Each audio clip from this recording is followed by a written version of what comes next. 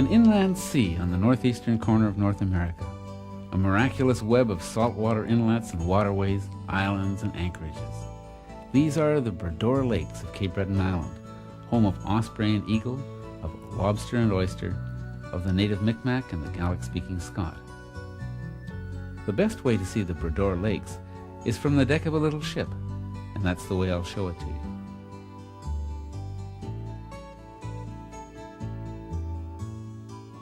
There's a lot to show.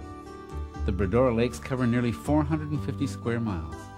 The twists and turns of the shoreline produce about 600 miles of heart-wrenchingly beautiful coves and estuaries, many of them uninhabited and seldom frequented. I've been cruising the Bredor Lakes for more than 20 years, and there's still plenty of nooks and crannies I haven't even begun to explore. If there's a better place to sail, or to canoe, to kayak, to camp, I don't know where it is. The Bredor Lakes are actually an arm of the ocean, almost 850 feet deep in one spot. But because they're almost landlocked, the water temperature gets up to 65 and 70 degrees Fahrenheit. With water that warm, there's hardly any fog. There's plenty of wind, but very little tide.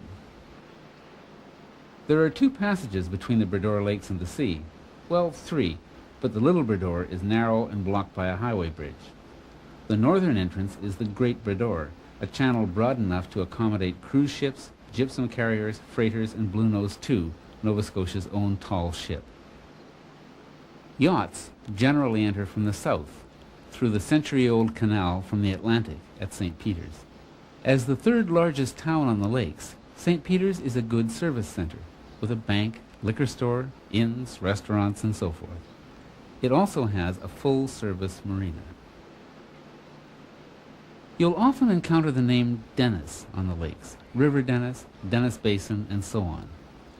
Those place names honor Nicolas Denis, the French trader and explorer who established the first business in Cape Breton, in St. Peter's, in 1652.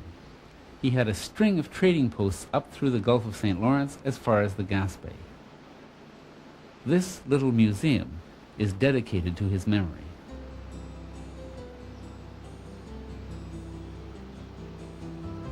From St. Peter's, the route into the lakes is along St. Peter's Inlet, a river-like waterway with many coves and villages. The west bank of St. Peter's Inlet is populated by Acadians, descendants of Canada's first European settlers, the French sailors and ploughmen who came to Nova Scotia with Champlain in the early 17th century. In communities like French Cove and Sampsonville, pretty nearly everyone speaks English, but many of them speak the ancient, lilting dialect of Acadia as well. You may well hear 4 languages spoken around the lakes: French, English, Micmac, and Gaelic. There's no real danger in the sinuous passages of St. Peter's Inlet, but there are plenty of opportunities to run aground and embarrass yourself. I know, I've done it.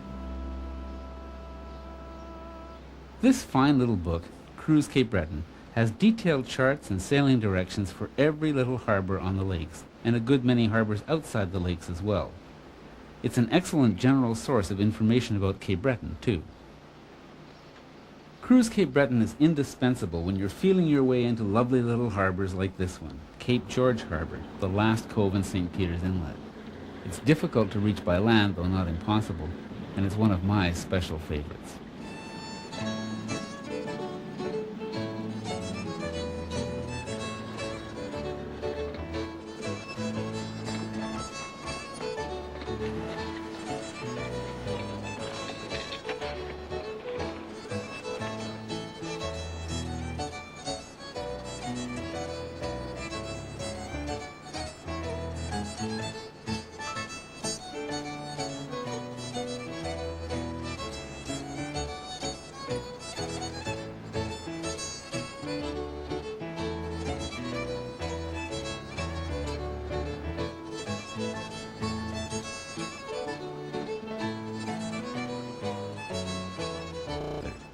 The Big Lake is a 40-mile sheet of water stretched between mountains, speckled with islands and dimpled with coves and harbors.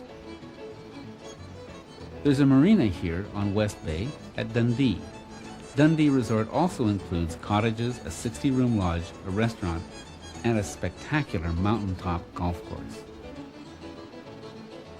A raw rock face on the mountainside over West Bay marks the location of Marble Mountain.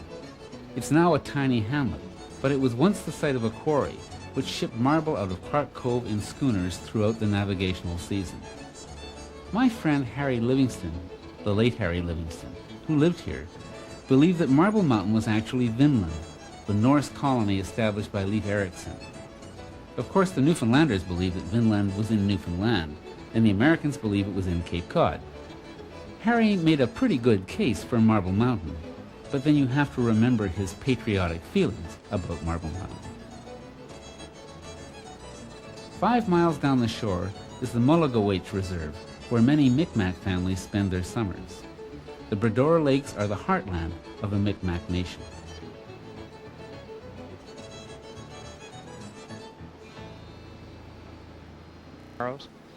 That was great fun. There are all kinds of, too many spots to name. The early history of the Cruising Club of America was closely associated with the family and friends of Alexander Graham Bell, who is buried on top of that mountain, which he named Benvrea, or Beautiful Mountain. The mansion on the mountainside is Bell's country home, and the whole hillside is still owned by Bell's descendants. There's a museum devoted to Bell and his work in Baddeck on St. Patrick's Channel. Bell and his wife Mabel loved the Baddeck area, and they spent as much time here as they could. Bell developed his tetrahedral kites and hydrofoil boats here. One of his boats held the world water speed record based on a run in Baddeck Bay, and because of Mabel Bell's sponsorship of the Aerial Experiment Association, the first airplane flight in the British Empire also took place here during the winter when the lakes are frozen solid. Bell was an enthusiastic sailor, and Baddeck has been a yachting center ever since his time. This is the yawl Elsie, commissioned by Bell and built in Baddeck as a wedding gift for his daughter. Elsie is almost a century old, and she's now being restored.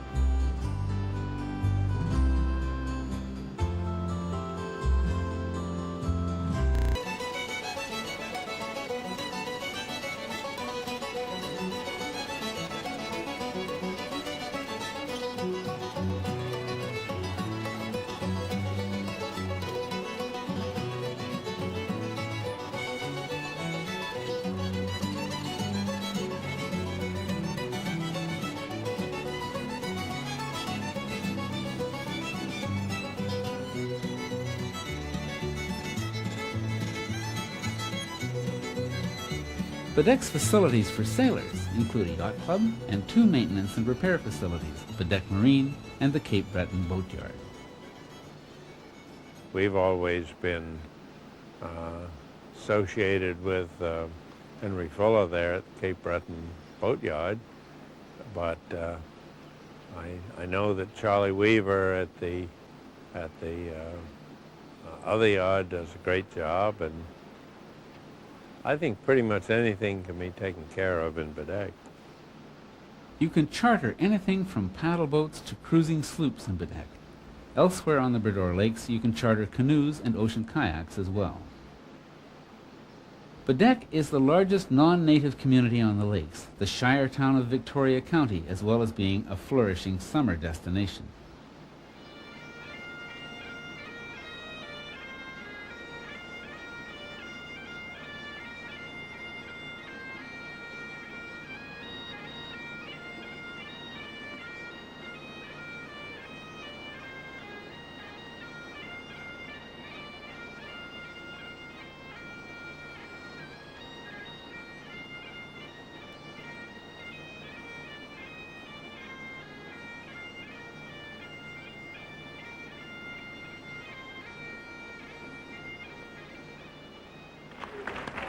It's also the home